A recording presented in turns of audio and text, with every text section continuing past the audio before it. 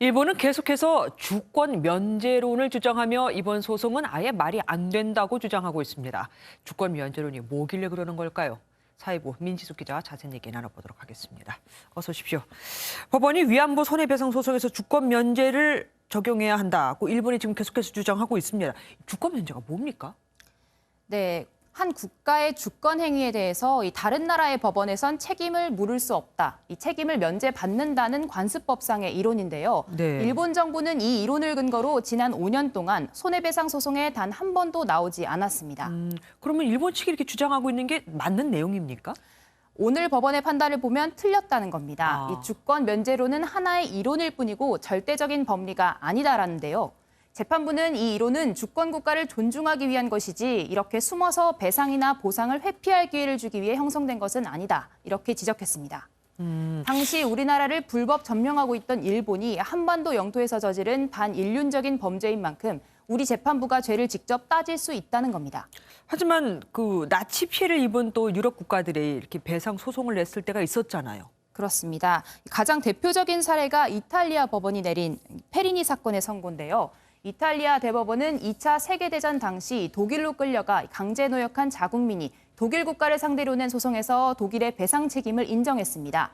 위안부 소송 변호인 역시 이 사례를 최후 변론의 근거로 언급하기도 했습니다. 네, 어쨌든 이제나 저제나 이번 결과를 손꼽아 기다렸던 할머니들이 계시지 않습니까?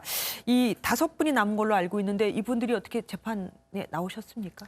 네, 오늘 법정에는 아쉽지만 한 분도 나오지 않았습니다. 네, 현재 소송 당사자 12분 가운데 7분이 돌아가셨고 5분만 남아 계신 상태인데요. 이 생존해 계신 분들도 코로나 상황과 이 추운 날씨 때문에 나눔의 집에서 판결 결과를 전달받았습니다.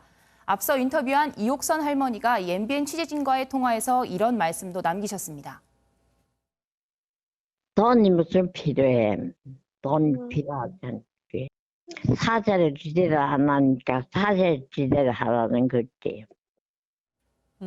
그렇죠. 예전부터 사죄가 더 먼저다라고 그렇게 수백 번 말씀하셨었죠. 어쨌든 판결이 나온 만큼 그럼 진짜로 배상을 받을 수 있을지도 궁금합니다. 12억 원은 배상 받을 수 있는 겁니까? 네, 어렵게 이 배상 판결 선고가 나왔지만 이게 실제 배상으로 이어질지는 아직까지 미지수입니다. 이 변호인 역시 이 질문에 대해 이 강제 집행이 가능한 재산이 있는지 별도로 검토해야 할 사안이라 오늘 즉답은 힘들다라고 밝혔는데요.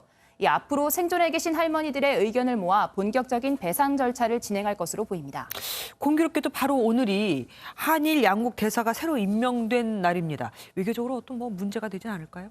네, 그렇습니다. 공교롭게도 이 한일 관계에 중요한 판결이 나온 오늘 양국의 대사가 동시에 바뀌었는데요. 강창일 전 더불어민주당 의원이 신임 주 일본 한국 대사에 일본은 이 아이보시 주 이스라엘 대사가 주한 일본 대사로 임명됐습니다. 강제징용 배상금 청구 문제 등으로 이미 얼어붙은 분위기가 당분간은 더 악화될 것으로 보이는데 이 한일 관계 개선이 쉽지 않을 전망입니다. 다음 주에 또 비슷한 위안부 손해배상 재판이 있지 않습니까? 네, 그렇습니다. 바로 다음 주 13일에 이용수 고 김복동 할머니 등 21분이 일본 정부를 상대로 1인당 2억 원을 배상하라는 소송의 선고가 열리는데요.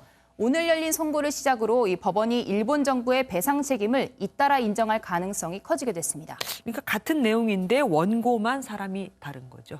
알겠습니다. 오늘 판결이 어떻게 영향을 미칠지 또 두고 보겠습니다. 지금까지 말씀 감사합니다.